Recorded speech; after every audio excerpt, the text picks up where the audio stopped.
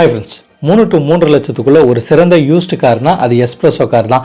அந்த காரோட நிறை குறை இது ரெண்டுத்தையும் தான் இன்னைக்கு வீடியோவில் டீட்டெயிலாக பார்க்க போகிறோம். ஆல்ரெடி ஓல்டு எஸ்பிரஸோ கார் வாங்கலாமான்னு நம்ம வீடியோ போட்டிருக்கோம். ஆனால் மறுபடியும் இந்த வீடியோவை ஏன் போடுறோன்னா இன்றைக்கி இருக்க யூஸ்டு கார் மார்க்கெட்டில் நிறைய நண்பர்கள் போய் நிறைய கார்களை வாங்கிட்டு வராங்க. அந்த நேரத்தில் அவங்க வாங்கிட்டு வந்துட்டு அது ரிப்பேர் செலவு அதிகமாக இருக்குது, அதை ரிட்டன் டீலர்கிட்டே கொடுக்குறது, இந்த மாதிரி நிறைய பிரச்சனைகள் ஓடிட்டுருக்கு. ஸோ அப்படியேப்பட்ட நண்பர்கள் நம்ம கமெண்ட்ஸ்லையும் போடுறாங்க எந்த கார் வாங்கலாம்னு சொல்லிட்டு. ஸோ அதனால தான் டீட்டெயிலாக எஸ்பிரஸோ காரை பற்றி ஒரு ரிவ்யூ பார்க்கலாம் இந்த வீடியோ மேக் பண்ணியிருக்கோம். ஸோ நீங்கள் ஒரு யூஸ்டு கார் வாங்க போகிறீங்க, அதுவும் ஒரு பட்ஜெட் ரேஞ்சில் வாங்க போகிறீங்கன்னா இந்த வீடியோ ஸ்கிப் பண்ணாமல் பாருங்கள். மாருதி எஸ்பிரஸோ காரோட பாசிட்டிவ் அண்ட் நெகட்டிவ் சைடை பார்க்குறதுக்கு முன்னாடி இதோட ஸ்பெசிஃபிகேஷனை பார்த்துடலாம். இதோட ஸ்பெசிஃபிகேஷன் 1000cc 3 சிலிண்டர் இன்ஜின் கொடுத்துருக்காங்க. R14 டயர்ஸ் யூஸ் பண்ணியிருக்காங்க. காம்பேக்டான பூட் ஸ்பேஸ், மைலேஜ் பார்த்தீங்கன்னா 20+ நிறைய பேர் கிளைம் பண்ணிட்டு வராங்க.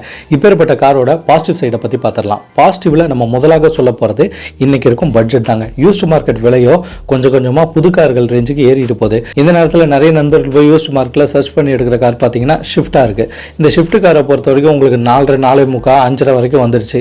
ஸோ இதெல்லாம் பார்த்தீங்கன்னா 10 வருஷத்துக்கு முன்னாடி வந்த ஷிஃப்ட் காரே இன்றைக்கி ரேட்டுகள் அதிகமாக சொல்லிட்டு இருக்காங்க. ஏன்னா ரீசேல் வேல்யூ ஷிஃப்ட்டை பொறுத்த வரைக்கும் அதிகமாகவே இருக்குது. சேம் டைமில் இந்த எஸ்பிரஸோ காரோட விலைப்பட்டியல் பார்த்தீங்கன்னா 3 to 3 லட்சத்துக்குள்ளே நிறைய யூஸ்டு மார்க்கெட் டீலர் இதோட விலையை சொல்லிட்டு வராங்க. ஸோ இப்படியாப்பட்ட காரை நீங்கள் தேர்வு செய்கிற பாசிட்டிவ் சைடில் முதலாக சொல்ல போகிறது மைலேஜ். நம்ம எந்த கார் வாங்கினாலும் அந்த காருக்கு மைலேஜை கண்டிப்பாக எதிர்பார்ப்போம். ஸோ நம்ம யூஸ்டு மார்க்கெட்டில் வேற போய் தேடி வாங்குறோம். ஸோ மைலேஜை டெஃபினட்டாக எதிர்பார்ப்போம். ரியல் வேர்ல்டில் உங்களுக்கு 20 மைலேஜ் தாராளமாக கிடைக்கும். நீங்கள் டிரைவ் பண்ணுற விஷயங்களை பொறுத்தும் இந்த மைலேஜ் மாற்றி அமையும். செகண்ட், இந்த காரோட கிரவுண்ட் கிளியரன்ஸ் நல்ல ஒரு ஹைட்டில் கொடுத்துருக்கிறதுனால நீங்கள் தாராளமாக எங்கே வேணாலும் எடுத்துகிட்டு போய் இந்த காரை ஓட்டலாம். நம்ம ஊரை பொறுத்த வரைக்கும் எந்த இடத்துல பள்ளம் வருது, எந்த இடத்துல ஸ்பீடு பிரேக்கர் இருக்குன்னே தெரியாது. ஸோ அப்படியாப்பட்டவர்கள் இந்த காரை தைரியமாக ஓட்டலாம். ஃபர்ஸ்ட் டைம் டிரைவர்ஸாக இருந்தால் இன்னும் ஈஸியாக ஓட்டலாம். அதுக்கு முக்கியமான காரணம் பார்த்தீங்கன்னா காரோட ஹைட்டு, விசிபிலிட்டி. பேனட் விசிபிலிட்டியில் ஒரு எஸ்யூவி ரேஞ்சு கொடுத்துருப்பாங்க. ஆனால் எஸ்யூவி கார் கிடையாது. ஆனால் தோற்றம் உங்களுக்கு பார்க்குறதுக்கு எஸ்யூவியே சின்னது பண்ணி கொடுத்தா எப்படி இருக்குமோ அதே மாதிரி தான் இருக்கும். ஸோ நீங்கள் உள்ளே உட்காந்து வண்டி ஓட்டும் போது உங்களுக்கு பேனட் நல்லா விசிபிளாக தெரிகிறதுனால ஆப்போசிட்டில் வர வண்டியோ லெஃப்ட் சைட் ஜட்ஜ்மெண்ட்டை பொறுத்த வரைக்கும் நீங்கள் பேனிக் ஆக தேவையில்லை. ஈஸியாகவே நீங்கள் ஆக்சஸ் பண்ணிக்கலாம். அது மட்டும் இல்லாமல் உங்கள் வீட்டில் பார்க்கிங் சின்னதாக இருந்துச்சுனாலோ இல்லை பார்க்கிங்கே இல்லை ரோட் சைடில் தான் விடுறேன்னா கூட ஒரு இடத்துல ஈஸியாக விட்டுடலாம். அந்த இடம் சைஸும் பார்த்தீங்கன்னா சின்ன இடத்துல நீங்கள் அசால்ட்டாக விட்டுட்டு வந்துடலாம். இப்போ பார்க்கிங் தான் முக்கியமான பிரச்சனையாகவே இருக்கும் நிறைய பேருக்கு. ஸோ அந்த இடத்துல அவங்க திணறிட்டு இருக்காமல் இந்த மாதிரி காம்பேக்ட் காரை நீங்கள் வாங்கினீங்கன்னா ஈஸியாக பார்க்கிங் செய்திடலாம். நெக்ஸ்ட், மெயின்டெனன்ஸை பொறுத்த வரைக்கும் இந்த காரை பற்றி நீங்கள் கவலையே பட தேவையில்லை. ஏன்னு கேட்டிங்கன்னா நீங்கள் வருஷத்துக்கு ஒரு சர்வீஸ் விட்டாலோ இல்லை ஒரு 5000 கிலோமீட்டருக்கு நீங்கள் ஒரு சர்வீஸ் விட்டாலோ 4000 ரூபாவை இந்த கார் தாண்டாது. எதுவும் ஸ்பேர்லாம் மாற்றாமல் நார்மலாக ஜென்ரல் சர்வீஸ் விட்டிங்கன்னா, ஸ்பேரே நீங்கள் மாற்றினாலும் மாருதியை பொறுத்த வரைக்கும் உங்களுக்கு பெரிய அளவில் உதிரி பாகங்கள் விலை அதிகமாக இருக்காது. குறிப்பாக இந்த எஸ்பிரஸோ காரில் வர ஸ்பேர்ஸ். நெக்ஸ்ட், இந்த காரோட கம்ஃபர்ட்டில் பார்த்தீங்கன்னா டிரைவிங் கம்ஃபர்ட் இருக்குது, ஏசி கம்ஃபர்ட் இருக்குது, பின் இருக்கையில் உட்காந்துருக்க பேசஞ்சர் கம்ஃபர்ட் இருக்குது, அதுக்கப்புறம் பூட் ஸ்பேஸ், பின்னாடி டிக்கியோட கம்ஃபர்ட். இந்த கம்ஃபர்ட்டில் முதலாவது டிரைவர் இந்த காரை ஓட்டுறதுக்கு ரொம்பவே அருமையாக இருக்குங்க. ஏன்னா நம்ம முன்னாடியே சொன்ன மாதிரி உங்களுக்கு பேனட் விசிபிள் நல்லா தெரியும். ஸோ நீங்கள் எஸ்யூவியில் உட்காந்து வண்டியை ஓட்டுற மாதிரியே இருக்கும். குறிப்பாக சொல்லணும் அதோட ஸ்டேரிங் வந்து நல்ல ஒரு ஸ்டேரிங், அதாவது பார்த்தீங்கன்னா நல்ல ஒரு சர்க்கிள் டயக்ராமில் கொடுத்துருப்பாங்க. இப்போ மாருதியில் வர நிறைய கார்கள் இருக்குது. பெரிய பெரிய கார்களில் கூட அது சர்க்கிள் இருந்து வேறு ஷேப் அவுட் ஆகிற மாதிரி கொடுத்துருப்பாங்க. ஆனால் இந்த ஸ்டேரிங் உங்களுக்கு பிடிச்சி ஓட்டுறதுக்கு ரொம்பவே சூப்பராக இருக்கும். நெக்ஸ்ட், ஏசி கம்ஃபர்ட்டை பற்றி நம்ம சொல்லியே ஆகணும். இப்போ நிறைய கார்களில் நம்ம ஃபீல் பண்ணியிருக்கோம். உதாரணத்துக்கு ஒரு ஷிஃப்ட் கார் சொல்கிறோன்னா ஷிஃப்ட்டில் எந்த அளவுக்கு ஏசி கூலிங் இருக்கோ அதே அளவுக்கு உங்களுக்கு எஸ்பிரஸோ கார்லையும் இருக்கும். நெக்ஸ்ட், பேசஞ்சர் சீட்டோட கம்ஃபர்ட். டிரைவர் சீட்டு கம்ஃபர்ட் எவ்வளோ இம்பார்ட்டனோ அந்த அளவுக்கு நம்ம காரில் கூட வரவங்களோட சீட்டும் கம்ஃபர்டபுளாக இருக்கணும். ஸோ எவ்வளோ ஹைட்டாக இருந்தாலும் இந்த காருக்குள்ளே ஈஸியாக ஏறி டிரைவும் பண்ணலாம், பின்னிருக்கையிலையும் உட்காந்துட்டு வரலாம். ஸோ அதை பொறுத்த வரைக்கும் 4 அடல்ட் கம்ஃபர்டபுளாக அந்த காரில் உட்காந்து எங்கே வேணாலும் போயிட்டு வரலாங்க. பட் ஆனால் ஒரு 5 பேராக போகிறீங்கன்னா கட்டாயம் கஷ்டமாக தான் இருக்கும். 4 அடல்ட் ஒரு கிட்டு இந்த காரில் தாராளமாக பயணம் செய்யலாம். நெக்ஸ்ட், பூட் ஸ்பேஸை பொறுத்த வரைக்கும் இந்த 4 அடல்ட் உட்காந்து ட்ராவல் பண்ணுற மாதிரி தான் லக்கேஜ் எல்லாம் வைக்கிறதுக்கு ஆப்ஷன் கொடுத்துருக்காங்கன்னு சொல்லலாம்.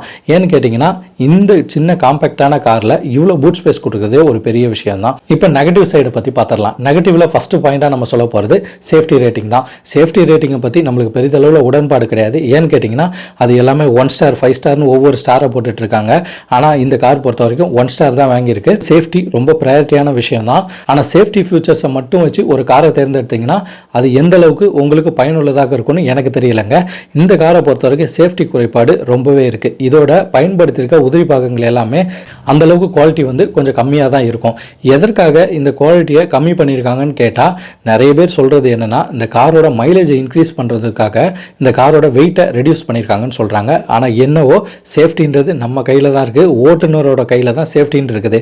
மிதமான வேகத்தில் நம்மளோட டிரைவிங்கை செஞ்சோன்னா பெரிய ஆபத்து வரும்போது நம்மளால் பிரேக்கிங் பண்ணி ஈஸியாக வண்டியை நிறுத்திடலாம். அதை விட்டுட்டு ஓவர் ஸ்பீட் நம்ம போயிட்டு பிரேக் அடிச்சும் வண்டி நிற்காமல் எங்கேயாச்சும் போய் இடிச்சிட்டு சேஃப்டி தான் குறைபாடு, இது ஸ்டார் வாங்கினது தான் தவறுன்ட்டு இந்த மாதிரி சேஃப்டிக்குள்ளே நம்ம புகுந்துடாமல் நம்ம ஒரு ரோட்டுக்கு என்ன ஸ்பீடு கரெக்டோ அந்த ஸ்பீடில் நம்ம போனால் நம்மளுக்கு ஆகச்சிருந்த சேஃப்டி காராக இந்த கார் மாறும். செகண்ட் பாயிண்ட், இந்த காரோட தோற்றம். இந்த காரை பார்ப்பதுக்கு ஒரு டின் கேன் மாதிரி இருக்குது, ஒரு சோப்பு டப்பா மாதிரி இருக்குது. ஸ்கார்பியோ குட்டியாக வடிவமைச்சா எப்படி இருக்குமோ அப்படி இருக்குது அப்படின்லாம் நிறைய கிண்டல் செய்த நண்பர்கள் இருக்காங்க.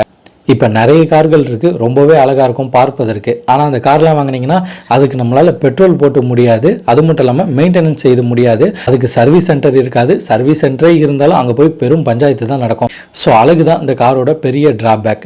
நெகட்டிவில் ஃபைனலாக அந்த காரை பற்றி சொல்லணும்னா சேஃப்டி, பில்டு குவாலிட்டி, லுக் இது மூணுமே இருக்காது. பட் இருந்தாலும் இன்னைக்கு மார்க்கெட் ப்ரைஸில் இந்த கார் பெஸ்ட் கார் தாங்க. இப்போ ஓவர் வியூவாக இந்த காரை பற்றி சொல்லணும்னா நம்ம ஃபஸ்ட் டைமாக பைக்லேருந்து ஒரு காருக்கு அப்கிரேட் ஆகிறோம். அது மட்டும் இல்லாமல் அது வந்து பட்ஜெட் விலையில் இருக்கணும். இன்னைக்கு எந்த யூஸ்டு மார்க்கெட் டீலர்கிட்ட போய் கேட்டாலும் எல்லாருமே புது காருக்கு ஈக்குவலாக ரேட்டை சொல்லிட்டு இருக்காங்க. ஸோ அப்படி இருக்கிற நேரத்தில் நம்ம ஒரு சிறந்த காரை எப்படி சூஸ் பண்ணணும் நிறைய பேருக்கு ஒரு குழப்பம் இருக்கும். ஸோ அப்படியாப்பட்டவர்கள் தாராளமாக அந்த எஸ்ப்ரெஸோ காரை சூஸ் செய்யலாம். ஏன்னா உங்களுக்கு முதல்ல சொன்ன மாதிரி நல்ல ஒரு மைலேஜ் கிடைக்குது.